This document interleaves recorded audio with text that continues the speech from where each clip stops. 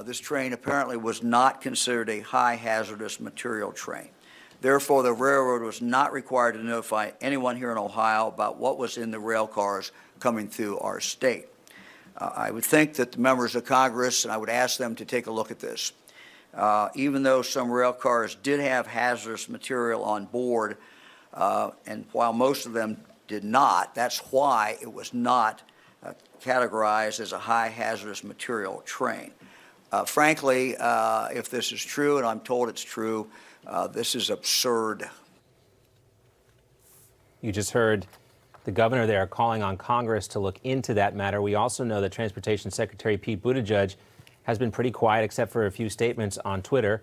The media, at least the legacy alphabet networks, they've been pretty quiet on this as well. Analysts from the Media Research Center examined all of the broadcast news network coverage of this incident between February 4th and February the 14th.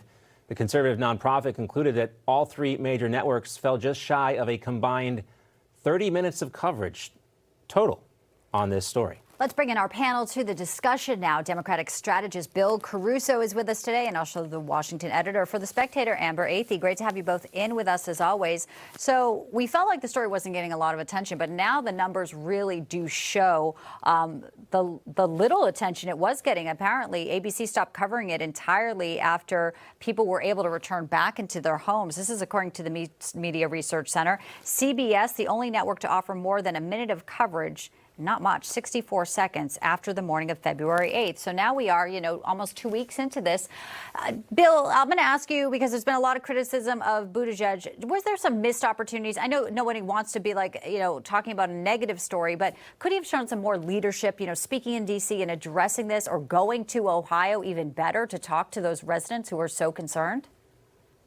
I don't know. I mean, in years past, when something this magnitude happens, or there's an air disaster, there's a rail disaster, there's a major issue like this, we see the marshaling of resources from a state, local, and federal level, right? That we've seen folks racing to the scene to go deal with that. Now, we haven't seen a lot of coverage, so it's hard to tell what the needs are on the ground. I'm assuming that the state's in full contact with the feds, but the lack of coverage of this is, I think, very disturbing in the sense we don't really know. We don't know what's going on. We don't know what the response has been. And I think that the fact that we're asking these questions is smart. Amber, this city, East Palestine, Ohio, it's not that far from Pittsburgh, not that far from Cleveland, Ohio, major media markets. But I think it goes to show you that we've gotten away from what I think we were taught in journalism school. Don't trust the authorities, talk to the people most affected, get the story from them, and then use that information to hold the powerful accountable. And as soon as the authorities said, well, there's nothing to see here, everyone can go back inside and go back to their houses, the mainstream media, especially these broadcast networks, just turn their back on this story. But the people living there say what the authorities are telling them isn't necessarily the case. This is like what we went to journalism school for, I thought, Amber, these types of stories. Yeah, I think that's right. And this especially happens in terms of the mainstream media not wanting to push back on authority figures when there happens to be a Democratic administration in office. And I think it's a real shame because the first day or two after this happened, a lot of people didn't even know that this had gone down. Unless you lived in the immediate area, you probably hadn't heard about it. And then it seemed like we were getting just little snippets of information. There were reports that the few journalists who did go to the site were not allowed to cover it or were asked to leave, which is understandable if there's a biohazard event happening.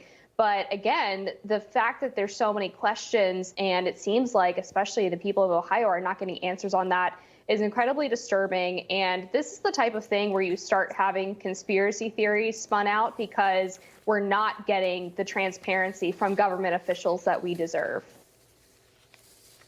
Yeah, well, we have Aaron Brockovich tweeting about it. I hate to say it, but it's like it takes a name or some star power for people to be like, oh, wait, what? So maybe there'll be some more. And political pressure, too. I think political pressure, too, yeah. Yeah, people really spoke out. Amber, before we go, I wanted to ask you about your recent column, which caught our attention about the Super Bowl and Rihanna and her performance.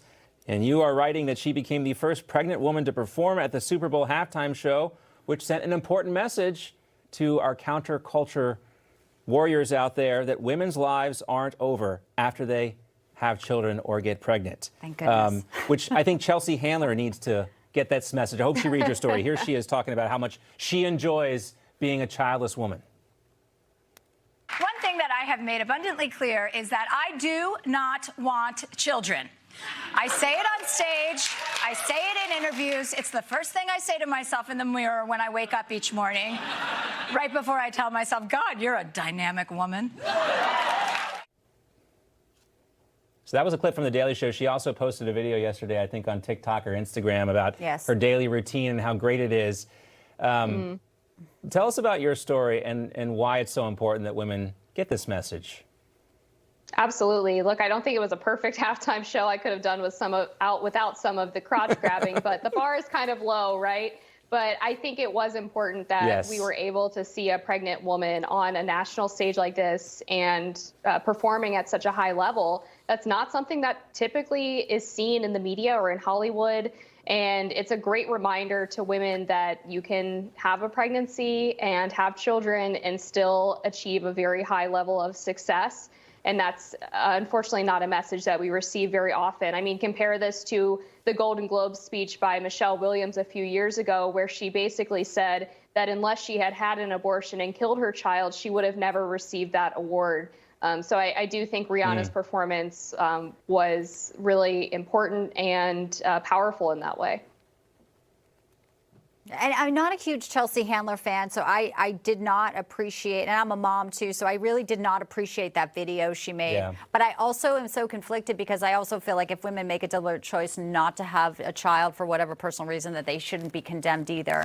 I just think people put so much focus and pressure on women and how they raise their children once they do have them. It's like, oh my gosh, we can't do it. We can't do it right. We can't please everybody. So it's interesting, but I did like your point with Rihanna on the stage and. My 11-year-old daughter actually asked me if she was pregnant when we were watching the performance, and I told her, this is my answer, if you have to ask, don't. Don't ask. If you're not sure if a woman is pregnant, you just never ask. You let her tell you, let her lead the way on that one. Or when did you have the baby? That's also not a good one if you've ever gone there. All right, thanks to Mike Gatto and Amber Athey. News you can use Bill here Caruso. On John Bachman Now. Bill Caruso, sorry, we had to swap Bill out for Mike, but Bill, thank you for standing in for us. Yes. We appreciate you. Love having you guys in as always.